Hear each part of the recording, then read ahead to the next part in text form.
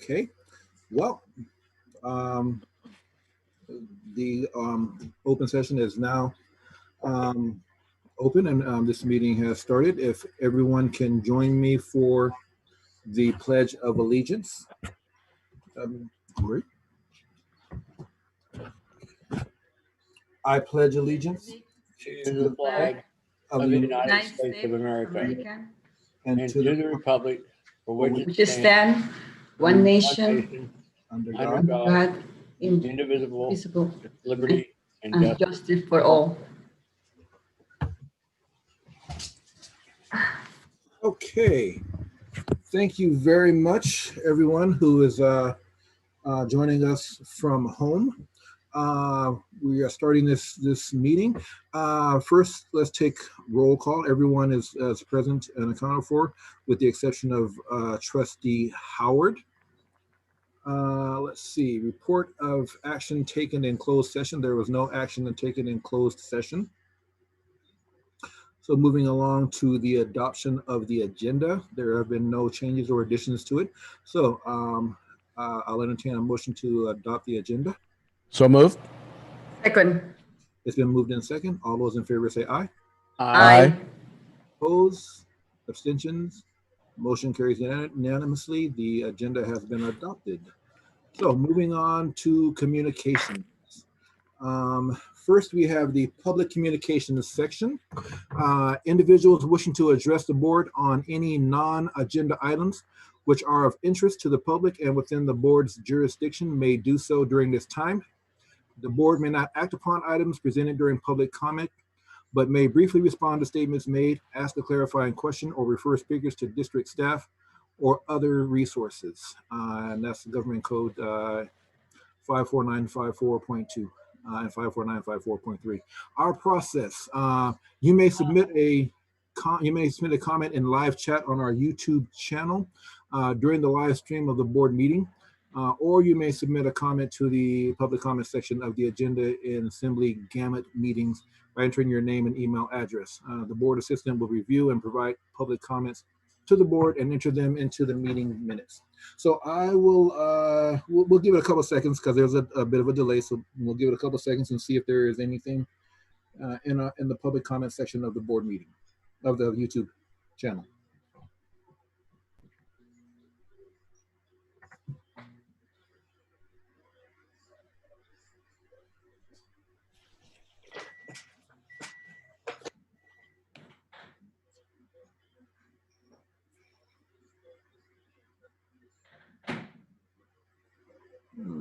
Okay, and I am not seeing anything. So we will move on to board reports. And the first report is the Robla Education Foundation. Is there a member representing the Robla Education Foundation? Not seeing one. So we will move on to CSEA. I actually am pleased to say that Lydia Hagar, the president of CSEA, could not be here tonight, but she did give me a statement that she would like me to read on behalf of CSEA. And it is as follows. Good evening. Each school year is unique, but this year has brought its own set of challenges that we haven't had to face before. Classified employees have stepped up to the plate and met those challenges head on. We have had to learn new ways to get the job done while keeping everyone safe. Our food service workers, bus drivers, custodians, and warehousemen continue to make the Meals on Wheels program such a huge success. They have gone above and beyond to ensure our families have healthy meals for their children during the pandemic. They say it takes a village to raise a child, and I am proud to be part of the Robla Village. And that's from Lydia Hagar. Thank you. Thank you. Okay, we will move on to RTA. Yes. Sorry, Ken. No, I was going to introduce you, but go for it. Go ahead. This is Leah Boylan. I'm sorry you can't see my face. I don't have quite the Wi-Fi capabilities as you guys have down there. But I'm president of RTA, and I'd like to take this time to thank the board for their continued continued guidance through this unprecedented times. The RTMA members know that as we continue into the future, your guidance and continued resolve for our personal safety will help us transition into the future. All members have been working long hours to learn new ways to teach and bring new things to new technologies and student engagements into their instructional day. Our team members are always striving to be the best teachers for their students and will continue to make sure all students are given equal access to a great educational experience. We're striving to do our best and we will continue to do so with your guidance and support. So we thank you for that. And I hope to see you on many more occasions. Thank you. Thank you, Ms. Boylan. Thank you. Okay, moving along to our next item is the Superintendent Report. Yes, good evening again, everyone. I have a very short report tonight because you'll be hearing from me a little bit later. We had our first ever virtual parent empowerment dinner last night at 5 o'clock. And this, as you know, is an event that we usually do in September and October to recognize Latin Heritage Month. And this year, thanks to the very hard work of the people who got behind this idea, Shari Malaspine and Erica Lee and Adam Vivier, we were able to make this event something that was actually very successful. We had food donated by local restaurants that gave us 300 meals to distribute to families, and we distributed them 150 at, we had 150 meals at Glenwood and 150 meals at Bell Avenue, and we were able to distribute about 250 of those meals last night. That was done in a drive-through format, so families didn't need to get out of their cars. I have to say that our administrators stepped up to the plate and they manned these stations and handed out these meals. That was both our classified administrators as well as our certificated administrators. And they made sure that these families had their food. And they were actually really, I didn't get any food, but I did get to see the menu, and it looked like it was going to be really great from restaurants like Cannon and Mulvaney's. And then the families were invited to go home. Then when they picked up their meal, they picked up information about our Zoom meeting, and that took place at 6:30 last night. And we had our guest speaker was Dr. Victor Rios, who had some very inspirational words about his own story as a teenager who was going to looked like he was going the way of gangs, and ended up as a university professor and world-renowned speaker. So we were thrilled to hear about the impact that his teachers and his parents have had in his life. So I would say it was a very successful evening. And then the only other thing I'd mention tonight is that we are in the midst of gathering information in order to inform our decision around when Robla School District should consider welcoming students back to school. We do not have any details about when that might happen. We are in the process right now of gathering information from our families and from our employees. And I am happy to say that when I last checked, this was about 3 o'clock this afternoon, we had 592 responses from parents, so nearly 600, and 293 responses from staff, which is pretty darn close to, I think, every employee in the district. So we're really pleased to have such a good turnout on these surveys so that we can gather this information, and then we'll be compiling the results so that we can have discussions with our employee associations as well as with the board around the next steps to take so that we can consider when it might be safe to open our schools. And that is my report for tonight. Thank you, Superintendent Reyes. Moving along to board member reports, we will start with Trustee DeLuce.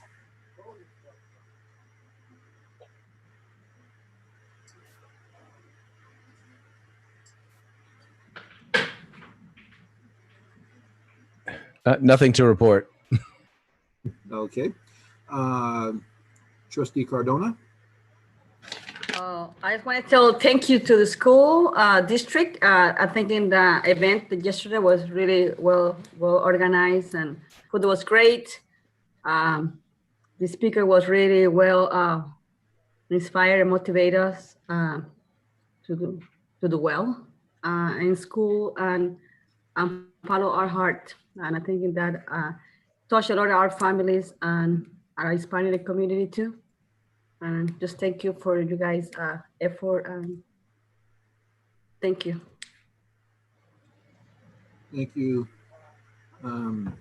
Trustee Cardona. Trustee Boyd. Yes, I too, I was amazed at Dr. Victor Rios yesterday. The presentation he gave, I think it was probably the best speaker we've ever really had on these parent empowerment dinners, as far as being able to, I think he was able to reach to the heart of the community. He knew just our community could identify with his story, is what I'm trying to say. And what I really was impressed was, I don't know Spanish, but I know that when he spoke Spanish, he was really giving a message deep into that heart of our community. And I like the way he presented, just as if he was one of the guys in the street talking. I'm impressed with his motivation that brought him up to become a doctor. And but so many times, the people that have the wishes to do good aren't able to talk down. I don't mean down, talk to the level to reach to the hearts of this community. And I think he just did a wonderful job and I'm going on and on here, but he just really hit every little thing I think that we could all identify with. And most importantly, the fact I think he was able to drill home the importance of the parents just to encourage their kids. It was great. And not to use the negative punishment system, but the reward system. Again, I thank you for bringing him to the district. And I also like to ask if there was a recording of that, we'd be allowed to have that to pass it on. Unfortunately, the presentation was not recorded. Okay, I kind of thought that would be the case. Thank you.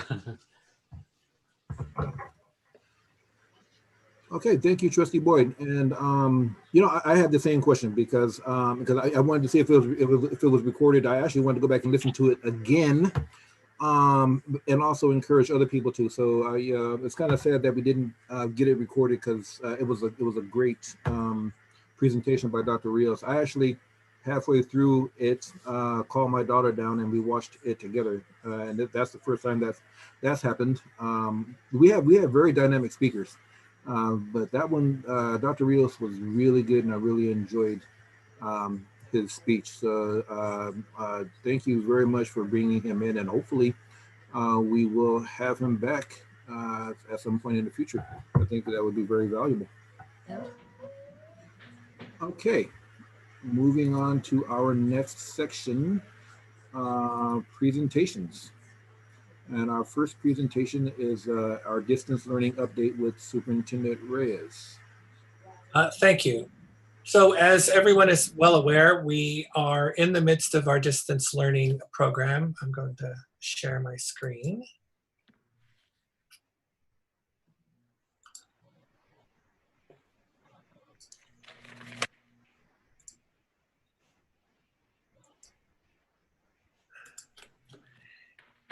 And can everybody see that? Yep. So we in Robla are calling our current distance learning program Distance Learning 2.0, because as you recall, we began distance learning back in March. I think we formally began in April, actually. And that was less distance learning, more what we have come to call emergency learning. We didn't have a lot of time to figure out how this happened. It was very new to most of our teachers, and everyone did their best. But we did learn a great number of lessons about how to make the program more effective. And so our new system, which began with the start of this 2021 school year, is much improved over the program that we had last spring. And so I think it's an important distinction for us to make. If you go to the Robla website, actually, I'm sorry, this is one of the improvements. And one of those improvements is that we have a daily schedule that is that is true district-wide. So all grades and all schools start school at 8:30 in the morning, and depending on the grade level, either end at 2:05 or 2:25. I'm sorry, 2:15 or 2:25. And those lessons are delivered in a way that makes it consistent and makes it also something that our families can structure their day around. So you can see here that the first instructional block is focused on language arts, and the second is focused on mathematics. And then teachers have a requirement to do a minimum, and that is a minimum, of 45 minutes of live instruction during each of those blocks. The afternoon is generally independent time for students, but that's also when teachers might be doing some small group instruction. We'll get a little more details in a few minutes. So this is one of the important distinctions between our new program and our old program. If you go to the district website, then you click on our distance learning landing page, which looks like this. On this landing page, you can see the schools across the top, so you can see where you would choose your child's school. And then once you have done that, I'm sorry. First, you will see that there's all of these resources on the page. So even if you are not engaged with your teacher in the moment, you have all of these websites that our teachers have selected as effective for using with students. And then so that they can have time to engage beyond the actual structured school day. Then you also have our enrichment websites, and this is something that our art teachers and our PE teachers have put together. And there's a wealth of resources to engage students in the arts, and a wealth of resources to give students some things to get active about. And it's pretty exciting, the kinds of links and the kinds of activities these teachers have put together. So even though students do get a weekly enrichment lesson, this is the kinds of activities they can engage in after or before those lessons happen. At a school site, this is Main Avenue, for example, you would see each of the teachers have a button that you would click on to go. So if I'm in Mrs. Hanson's class, for example, then I would click on Mrs. Hanson's button, and that would take me to her classroom. One of the things I want to point out is the idea that we have been moving, many of our teachers have been moving towards beyond Google Classroom into Google Sites. So you can see some of the buttons are purple and some of the buttons are white. And if the button is purple, that teacher has actually developed a classroom website. And that is kind of just an evolution that we think is really working for some of our teachers and for some of our families. Some of the teachers are still working with the Google Classroom, and that is a free choice that they're willing to make. But we do see that some of the teachers have made a move to be a bit more interactive with their families, and they have created a Google site. Now, I thought the best way to illustrate this would be to have a teacher share her site. So in the meeting with us tonight, we have Brenda Hanson, and Brenda is a kindergarten teacher at Main Avenue Elementary. Brenda and I have worked together for many years, and so she allows me to call on her and will indulge me very often. And Brenda has been, I just want to say, Brenda, I have always known her to be a really great teacher in the classroom with her students, but she has really provided a great deal of leadership in this distance learning world, both last spring and now. And because she's such a master at this, I thought it would just be really helpful for the board to see kind of what her classroom looks like. And Brenda has agreed to take the next 5 minutes or so and just kind of show us what that's about. So I'm going to unshare Brenda. Welcome, Mrs. Hanson. Thank you. I love how you make it sound like a choice. Ruben knows I cannot say no to him. So, okay. So for those of you who don't know me, I teach kindergarten. So I'm going to show you my kindergarten Google site. So just kind of keep that in mind. It would obviously look different if it was for 6th grade, perhaps. So let me go ahead. And I don't know why we always have to announce that we're sharing screens, but we do. So this is my Google site, and the way my parents access it is the link on the district website. That's one way. They have the web address. It's in the Google Classroom. I put it on log tags that I gave to every kid before we started. It's posted in my class dojo. And then I even went so far as to log in as every kid on a Chromebook, and I added a bookmark so that it is it's on their Chromebook. So I've made it as easy as possible for these families and students to access our site. So kind of one of the questions I get is why a site and not just Google Classroom? So I wanted to show you the difference. So this is my site, and I still have a Google Classroom. This is my Google Classroom. So thinking like a 5-year-old, which one would you rather click on? This one that has cute little pictures, or this one that has all these words? So the way I've structured it is they never see this part of the Google Classroom. They see this, and it will take them there. And I'll show you how to do that. So this is where my families and my students access everything they need. And I'm just going to scroll down and show you. So their daily work is here. I'm able to put in weekly announcements. So some things I can't do in Google Classroom, I can do here. I'm able to put shout outs in each week for students that have done great work the week before. I'm also able to share work that the students have done. Last week we worked on 5 senses, and the kids used the CAMI program that we're piloting and came up with pictures. And so I downloaded the books and put them in here. So the students' books are in here. This is our letter of the week, so I can show pre-teaching things as well as go back and show reteaching. We did S last week, so these were the things they came up with. And I can put photos in, so I can take pictures that I can then share with the families of the work that the kids are doing. Much like the district site, I also have links to activities that they can do. The other big piece to the site is the parent portal.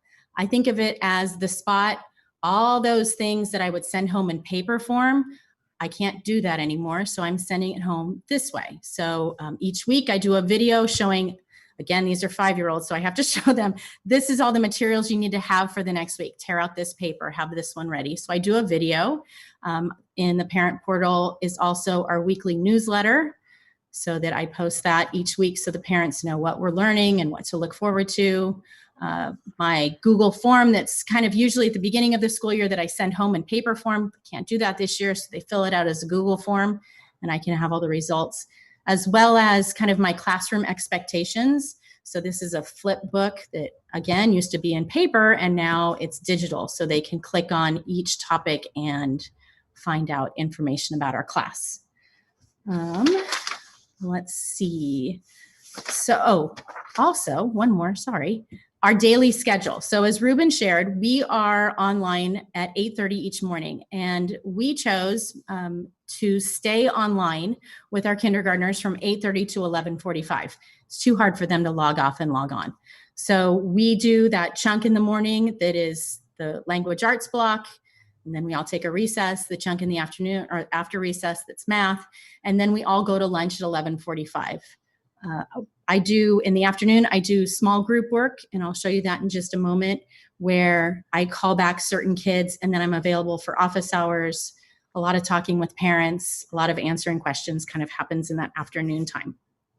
And then at the end of the day at 2 o'clock, we have a 2 o'clock end of day check-in, which has become my favorite because it's not academic at all. And so that's when the kid brings their cat and shows me their cat or shows me the book they got. So it's kind of just, how'd your day go? Do you need any help? Last minute questions. So what do the students use this for, and how does the student use it? The parents often have been getting the student here and sometimes even clicking on the day for them. But my kids are learning, oh, it's Friday. That's the one where Mrs. Hanson is saying, yay. And so they know to click there. I just want to show you Wednesday. So when they click on Wednesday, this is what they'd see. And here is the link to our Zoom. The nice thing about this is I have embedded the Zoom link in my Google Classroom. So only people who are in my classroom can get my link. So there's no risk at all of anybody Zoom bombing me at all, because you have to be in my classroom. I have my links for my whole class, and then my end of day, and then this is that small group that I was talking about. And I announce it constantly that these friends need to come back at 12:30. And then if they don't show up, I send Class Dojo messages. I wanted to show you Wednesday because birthdays when you're in kindergarten are a big deal. And we can't really celebrate them the way we used to. So one of the nice things about Google Sites is we can celebrate a birthday on the site.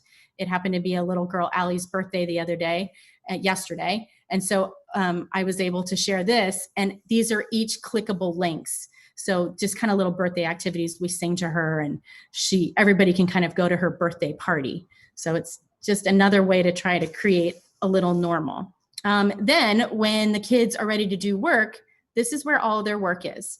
Some of these things are in Google Classroom and some are not. So I'm going to show you a couple. We do a daily check-in, and that is in Google Classroom, where they just answer a question. It helps me with attendance and participation.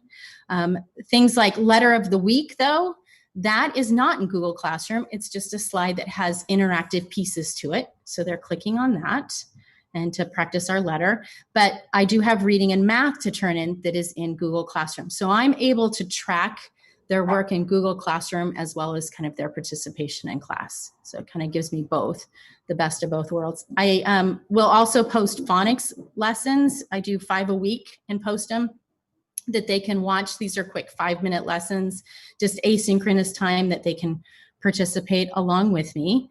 And I also put a weekly reading room, and that just shows them if they want to reread one of our stories from our reading program, I have uploaded it for them so they can do that. Again, these are 5-year-olds, so getting them to log into some of our curriculum has been difficult. This has just been easier for them. And then links again to activities I want them to work on during the week.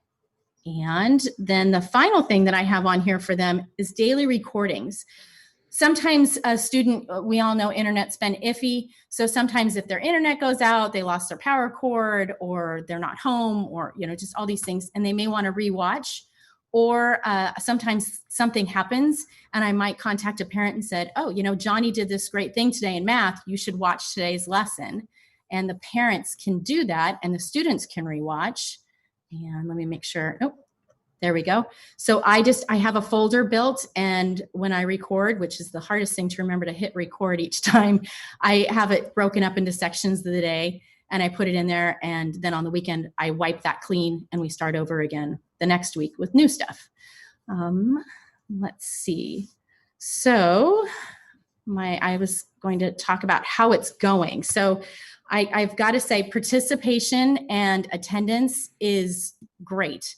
It's not perfect, but it's really good. I think between having kids either show up for my live lessons or work on their independent work, I'm really close to 100%. And I have several kids that are there all day. They come back for the afternoon and they do all the work every day, which is why they get that little certificate on the weekend. It's really, the students are pretty independent. They're able to do this for 34 days, I think, and I have several that don't need their parent anymore. The other morning I was online with a student. She logged in a little early and we were chatting, and I heard her mom come by and she's like, Ariel, we got to get you online. Let's go. And she walked around and the student was already online with me. And she's like, oh, I guess you don't need help anymore. It's like, no, they are independent now. So this is helping them with that. And it's very easy to navigate for the students and the parents. The last thing I want to share is I get a lot is how much time did this take? Well, to start with, it took a lot. And part of that is on me because I was kind of fine tuning and changing things. And even each week I change stuff. But now that I've got it established, I realize that this is a whole new way of teaching, that the time I would have spent for in-person instruction, making copies, getting workshop activities ready, doing things like that is just different now. Instead, I might be sitting on my couch with my laptop in my lap and working on how I can develop lessons that are designed for the digital world and changing my website so it works for my students and making those activities. And then of course, our grade level team is doing a lot of sharing out with each other, like try this and try this. So you might look at different websites and go, hey, that looks familiar. The other advantage to Google Sites that's really been helpful is I can start making changes to my site on Wednesday. but it stays in draft mode and nobody can see it. So I start to, just like I would in the classroom, on Wednesdays, I might start prepping for next week's work. Well, now I just start prepping it online. And then on the weekend, I publish and make all my changes and contact my parents and say, the website's updated, check out the new newsletter. Okay, so thank you for having me. And I don't know if anybody has any questions or. Yeah, Brenda, thanks so much. Are there any questions I promised we wouldn't keep her too long. if you would indulge us, I don't know if anybody has any questions from the board. No questions, but I just want to thank you so much. And I just want to comment real quick. One of the big impressions Dr. Rios made on me yesterday was the teacher that came to visit his house and the language barrier, but she made the key difference in the house to the mother. And looking at what you're doing here, you're doing the same thing. I can't tell you how much it's appreciated. Thank you, Dennis. I appreciate that. Yes, thank you very much for Welcome. the presentation. It was a fabulous presentation. I'm gonna have a few more slides. Brenda, you're welcome to stay, or you're welcome to go back to your family. Thanks so much for All right. for You sharing. guys have a good night. Good night. Thank you. I'm gonna share again, and we'll go here.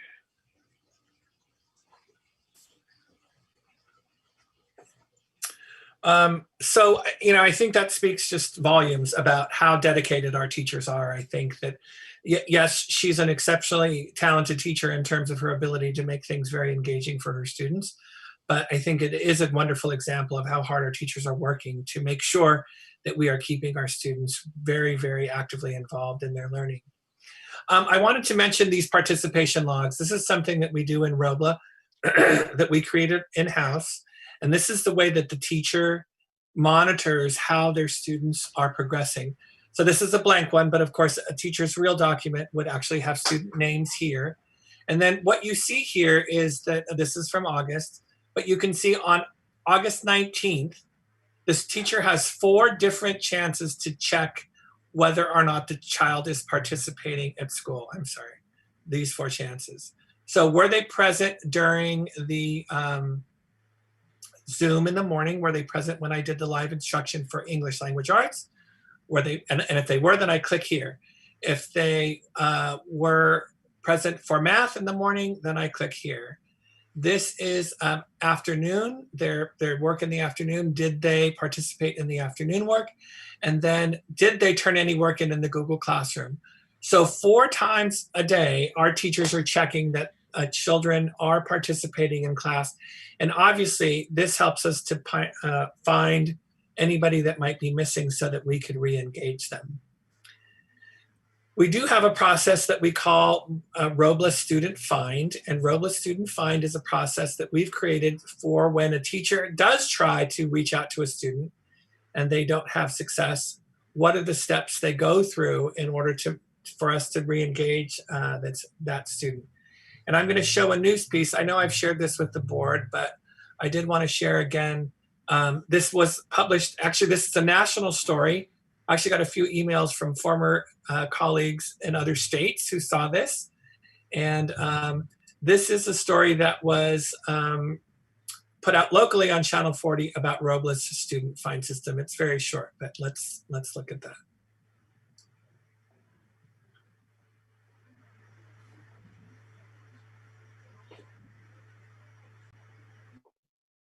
Okay, here we go. So this is the right address, right? But when Plan A fails, this is the last ditch effort. Robla School District in Sacramento gets back to basics with old school in-person intervention. I'm from the Robla School District, and I'm looking for... Those students haven't participated in online classes so far this year. Yeah, they haven't logged on yet. And so we're just out here to see what we can do to help with that. That process of hitting the pavement in the midst of a pandemic is called Student Find. And here at Robla School District, they have put together a specific program to try to make sure that every unaccounted for student is brought back on track. Did you analyze that website? It starts first with teachers who are responsible for reaching out to students who have been inconsistent or non-existent in virtual classrooms.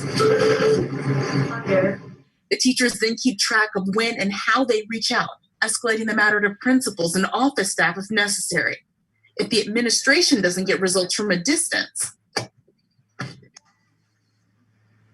district social workers like Lori Butler and Elisa Olmo are on the case. I'm from the school. In the flesh. In a district where 20% of students don't have permanent housing, tracking down absent kids is rarely easy. I'm so glad I found you. 90% of Robla students live under the federal poverty level. So the stakes are too high not to make every effort. We were real concerned about that because she hasn't been online and doing the distance learning. The social workers try to help with anything from technical and equipment referrals to a limited space city-run program that hosts students for supervised distance learning at public facilities. It's so worth it to try to reach out to families. Rewarding? Yes, but effective. That remains to be seen, according to Superintendent Ruben Reyes. Their small district has not compared the data to determine whether Student Find is helping with retrieval and retention. My teachers are able to check in 3 or 4 times a day about the participation of their child. But could that work outside their small bubble of 5 schools and 2,000 students? I don't know that that would be possible necessarily in a high school situation. Still, Reyes thinks there's something any educator can take away from the Robla approach. Involve everyone, including teachers, principals, office, and counseling staff. That's the thing I would encourage other districts to consider. If we could take the responsibility and each take a share of it, I think it makes it something that's manageable and doable in other places. In Sacramento, I'm Carmen Dickerson.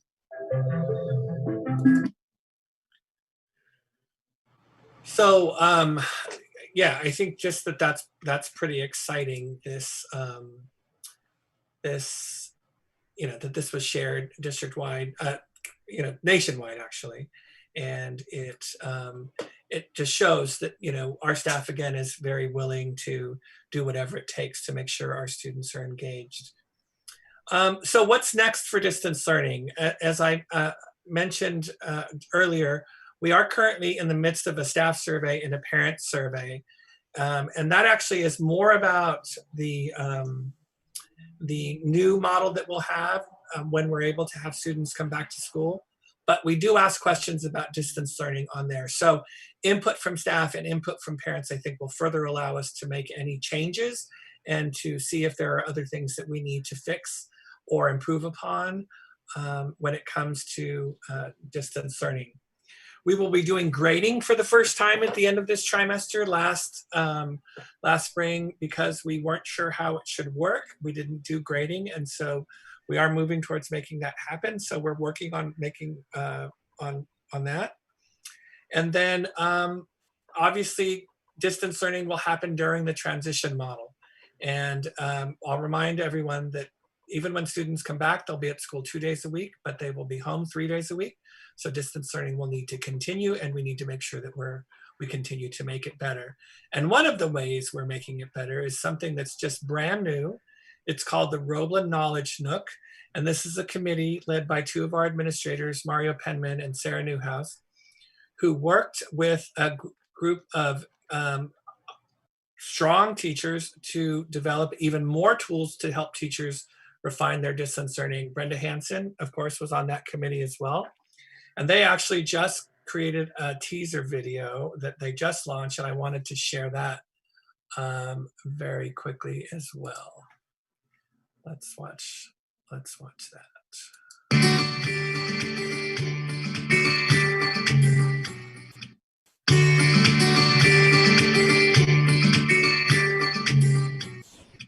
Hello, Robla teachers. I am excited to share a brand new resource with you today that will certainly help as you continue to navigate the world of distance learning. When you click on the link in the email, be sure to have your eyes follow to the Google drop-down menus. Google Forms, Google Slides, Google everything, really. There's help for that. Wait, hold on. Shouldn't they start with all the amazing Zoom how-to videos? Really, everything you need there. Creating breakout rooms, managing the chat, troubleshooting tips, and full setup support. Everything in a series of short videos. I think starting at the EdTech page will definitely be the most helpful. Honestly, if you ever wanted some support engaging your students or tracking their learning virtually, there's an app for that. And we created a blurb for that. Flipgrid, Pear Deck, Edpuzzle, Savas Realize Connectivity, you name it, it's there. The what why, and how. So, whether you need help starting a Google form, assigning an engaging lesson with Pear Deck, or finally putting to rest that difficult functionality issue you're facing with Zoom, Robla's Knowledge Nook is here to help. You can expect an ad-free, no-nonsense experience with our Robla Knowledge Nook. It's a compilation of help videos that a team of teachers in this district has identified, tried, and tested in our own classrooms first. Yeah, we mean it. Just remember to bookmark Robla's Knowledge Nook. Click a drop-down menu, and away you go.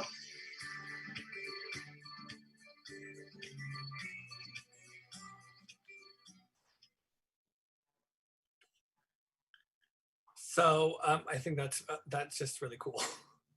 And so that website will be launched actually tomorrow, and we will be, I know our teachers will just gain so much new information so that they can improve what they're already doing. And then that's all I wanted to share, and I'm happy to answer any questions or take comments from the board. Thank you, Superintendent Reyes. Are there any questions or comments? Not so much a question or a comment, but I just want to say, I think the last part of that video, this news story, I think was the most important, and that is that none of this is possible if so many people throughout the district weren't willing to step outside of their comfort zone and step outside of their job description and really do what needed to be done in order to help our kids. And I just want to say thank you to each and every one of our staff, because the only reason this is working is because you guys are doing such a good job. An amazing job. And I just can't, you continue to amaze me. And that Knowledge Nook, I think, is just an extenuation of the video. It's not two separate things. And again, thank you all for all the hard work and dedication you're putting into this. Yes, absolutely. The only complaint I would say I have is that there was one part in that video where they zoomed in on you, Superintendent Reyes, and made it look a little ominous. Hopefully it didn't appear that ominous in the actual report. I like to say, I don't watch the local news daily just because of the schedule. I don't get it on. I try to watch as much as possible, but it's just amazing how many times I turn it on and I see a piece of about Robla on there. It's we're doing something right. Yes, absolutely. I was just thinking that. Yeah, we are featured often. So yeah, and that means we're either doing something right or wrong. And it seems like we're doing a lot more right. I'm happy to say that. It's not like the coverage Sac City is getting. Any other comments or questions? Okay, then we will move on to, I'm sorry, did I hear something? No? Okay, we will move on to the Williams UCP quarterly report for quarter one. Superintendent Reyes. And I'm pleased to say that we have no complaints to report. A very predictable and welcome report. Okay, so moving on to the consent agenda. This is for everyone at home. This is where a single motion passed by the board to approve the consent agenda will authorize basically every appropriate action that we need on all the agenda items below. And this is something that we board members love to sift through, but we know that for those at home that you might not want to see all of that. Any item can be pulled out if there is a need. Is there a need to pull any items out? No? Okay, then. Is there a motion to approve the consent agenda as is? So moved. Second. It's been moved in second. All those in favor say aye. Aye. Aye. I think I heard everyone, already saw everyone. So abstain or sorry. Opposed. Opposed. Yeah, sorry. Lost my train of thought. Opposed. Abstain. Motion carries unanimously. Thank you very much there, Trustee Boyd. Kind of lost my train of thought there. Okay, moving on to action items. We have one action item. which is to approve the contract with Dr. Rios to provide a presentation to parents. And it was an awesome presentation, so I'd hate to, not see this approved after the fact. But is there a motion to approve this item? It is item 7A. So move. Second. It's been moved in second. Any comments or questions or concerns? Well, if I could just say, President Barnes, that this is not, of course, how the normal way things should work, and I will take responsibility for that. That we are approving Dr. Rios's contract after Dr. Rios presented last night. It was just a circumstance of how things rolled out in terms of us deciding very much at the last minute that we were going to move forward and try and make this happen, when we had initially thought that we were not going to be able to do a parent dinner in the fall. And so moving quickly just caused us this was the soonest board meeting that we could get this item on. So I do understand that things do need to be approved before they happen, and we work to try not to have this be something that happens too frequently. Well, thank you for that comment, Superintendent Reyes, and those who have attended our board meetings know that this is definitely not our normal action, and sometimes this happens, and we react, and so this was a great presentation, and we were glad that you were able to do this. So thank you very much for that. And yes, we know that it's not the norm. Any other comments or questions or concern? Nope. Okay. All those in favor say aye. Aye. Opposed? Abstentions?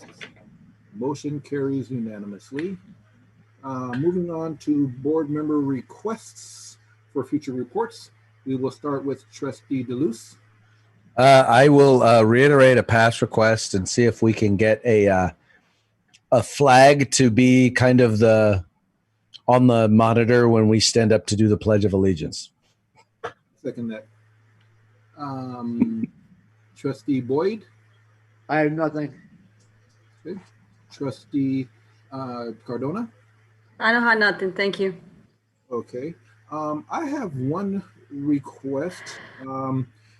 In past years, we have had services to help students who are visually challenged with eye exams. I would just love an update on that, given how the situation with COVID-19. I would love an update on that in one of our future meetings. That being said, I want to thank all the presenters for tonight. This is a unique situation where we're asking representatives to share their living rooms and kitchens and dining rooms and whatever space that they are sharing, and their families, because they have other people there and sometimes critters and stuff. So we're asking them to share their homes with us, as opposed to when they drive to a boardroom and it's just them. So thank you to all of our presenters for everything that they go through. And also thank you to our hidden heroes, and there are two in particular, Adam Vivier and Shari Malsping. Thank you very much for your help. And everyone else that I'm not mentioning, because I know there are more. I mentioned those two because I see them on our screen and you guys don't. So thank you very much to everyone for your assistance. And with that, thank you to all of those who are viewing at home. And this meeting is adjourned. Stay safe and healthy. Thank you. Thank you. All Good right. night.